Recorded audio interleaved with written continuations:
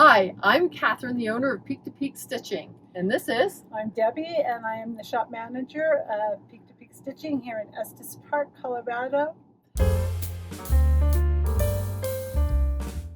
We have started this channel because we wanted a place to host our Facebook Lives and eventually our classes and other content that you can't find anywhere else. Debbie, what goes on the Facebook Lives? So Facebook Live kind of goes over some tips that I like in my quilting. It makes things faster for me. Those are my tips. There's a million tips out there, but it makes my quilting experience more fun. But at Peak to Peak Stitching, we have the best tools, and these all make things go faster and help you get into your sewing. We spend a lot of time cutting.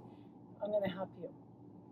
And every now and then I pop in on the Facebook Lives too, and it gets a little crazier. But Facebook Lives are Friday mornings at 9 a.m. Mountain Time. So join us and check in with us often because we're going to keep posting fun things.